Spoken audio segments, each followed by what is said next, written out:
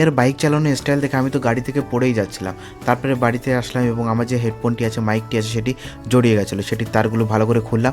তারপরে আমরা চলে আসলাম বনগাঁর উদ্দেশ্যে এবং বনগাঁতে এসে আমরা বনগাঁ থেকে বাড়িতে ফেরার সময় এই দৃশ্যটি দেখতে পেলাম।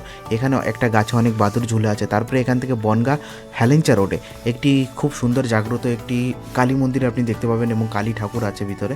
কিন্তু আমরা দুপুর টাইমে যেহেতু গিয়েছিলাম সেজন্য আমি মায়ের দর্শন করতে পারিনি এবং আমি এখান থেকে কিছু বাইরে থেকে ফটো এবং ভিডিও শ্যুট করলাম এবং তারপরে আমরা চলে আসলাম। এখানে আপনি গেলে পরে অনেক সময় আপনি বসে থাকতে পারবেন, শান্তির একটি জায়গা বলতে পারবেন সেটা মায়ের কাছে। এবং আমি এখান থেকে তারপরে রাস্তা দিয়ে যাচ্ছিলাম, ভিতরের রাস্তা দিয়ে যাওয়ার সময় একটি মন্দির দেখতে পেলাম। এই মন্দিরে অনেক ছেলে মেয়ে যারা পালিয়ে আসে এই মন্দিরে এসে বিয়ে করে। আমার যে বন্ধুটি গাড়ি চালাচ্ছিল সেই বন্ধুটি আমাকে বলল, তো আমি ভাবলাম একটি ভিডিও শ্যুট করে নেওয়া যাক। তারপরে আমরা এরকমভাবে এর পাগল স্টাইলে যে গাড়ি চালানো, ও আমার যে বন্ধুটি গাড়ি চালাচ্ছে সে গাড়ির ট্যাঙ্কির উপরে গিয়ে বসে আছে এবং আমি গাড়ির একদম পিছনে বসে আছি। তবে এবং সামনে একটি যেটাকে বলা হয় বাম্পার, সেই বাম্পার আসার সঙ্গে সঙ্গে আমার মনে হলো পড়ে যাচ্ছিলাম। তো আমি এখানে চলে আসলাম। তারপরে আমরা চলে আসলাম বিভূতিভূষণ অভয়ারণ্যে। আমি তাকে বললাম যে আমি এখনও কোনো দিন বিভূতিভূষণ অভয়ারণ্যে যাইনি, তাহলে চল আজকে যাওয়ার সময় ওখান থেকে ঘুরে যাব, কারণ আমরা ভিতরের রাস্তা দিয়ে যাচ্ছিলাম, সে ভিতরের রাস্তায় সে বিভূতিভূষণ অভয়ারণ্য পড়বে।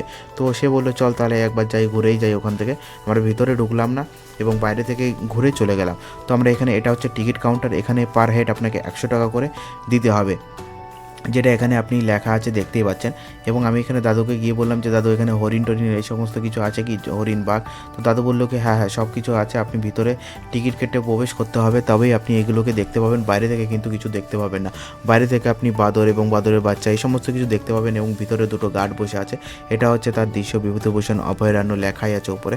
তো এই গেটে আসলে পরে আপনি বুঝতে পারবেন বিভূতিভূষণ অভয়ারণ্যে চলে এসেছেন। তো এখানে এসে আপনি এর ভিতরে যে প্রাকৃতিক পরিবেশ এবং আপনি জন্তু আছে, বাঘ আছে, সিংহ আছে, এইগুলোকে আপনি দেখতে পারবেন এই বিভূতিভূষণ অভয়ারণ্যে আসে।